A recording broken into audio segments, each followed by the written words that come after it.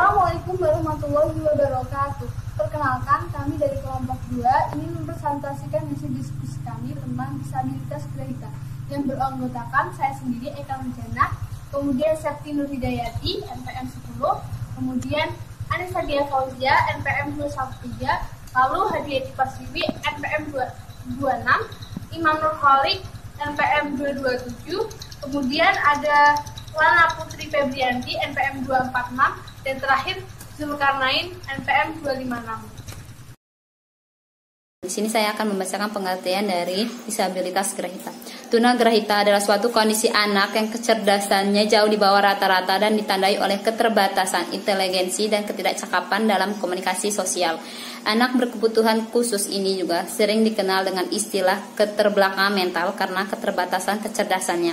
Anak tunagrahita bukan merupakan anak yang mengalami penyakit, melainkan anak yang punya kelainan karena penyimpangan, baik dari segi fisik, mental, intelektual, emosi, sikap, maupun perilaku secara kognitif. Tunagrahita merupakan kondisi perkembangan kecerdasan seorang anak yang mengalami hambatan sehingga dia tidak mencapai tahap perkembangan secara optimal. Selanjutnya, menurut Smith, anak tunagrahita dapat berguna dan dapat membantu para pendidik dalam memberikan layanan pendidikan bagi anak-anak.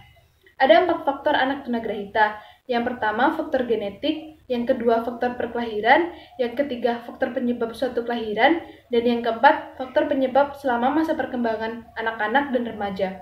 Jenis-jenis tunagrahita dituturkan oleh skala Binet dan skala Wissler.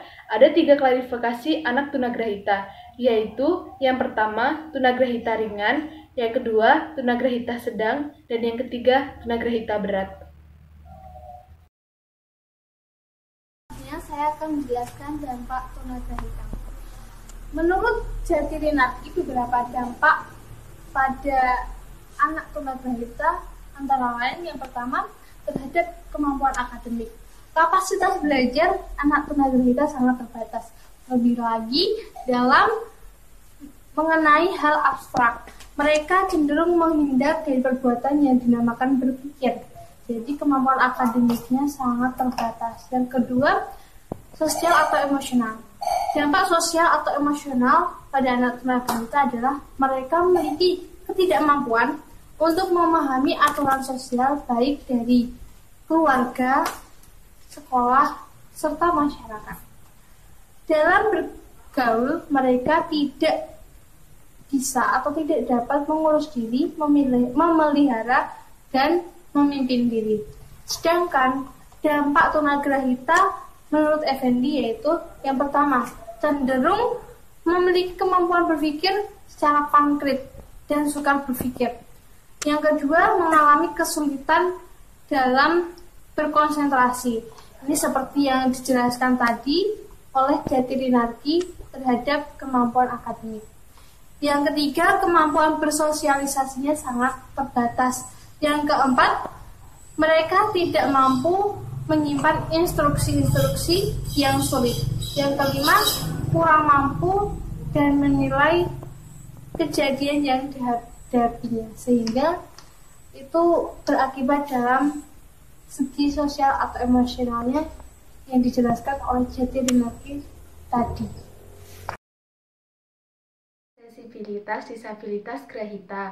Menurut Undang-Undang Nomor 28 Tahun 2002, aksesibilitas adalah kemudahan yang disediakan bagi semua orang, termasuk orang yang berkebutuhan khusus dan lansia, guna mewujudkan kesamaan kesempatan dalam segala aspek kehidupan dan penghidupan.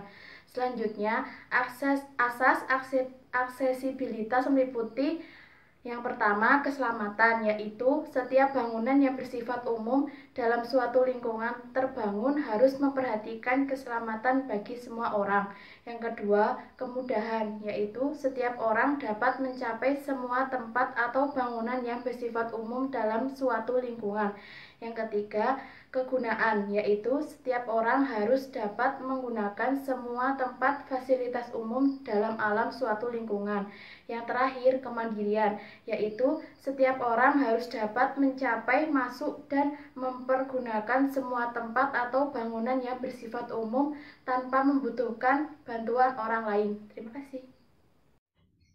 Aksesibilitas dibagi menjadi dua jenis. Yang pertama, aksesibilitas fisik. Aksesibilitas fisik adalah suatu kemudahan yang diberikan untuk dapat masuk, menggunakan, serta keluar dalam suatu bangunan. Aksesibilitas fisik meliputi jalan menuju sekolah, halaman sekolah, koridor kelas, ruang kelas, UKS, laboratorium, perpustakaan, toilet, tangga, serta penyeberangan jalan menuju sekolah. Yang kedua, aksesibilitas non-fisik. Aksesibilitas non-fisik adalah suatu kemudahan yang diberikan bagi semua orang untuk dapat masuk, menggunakan, serta keluar dalam suatu sistem. Aksesibilitas non-fisik berupa pelayanan informasi dan pelayanan umum.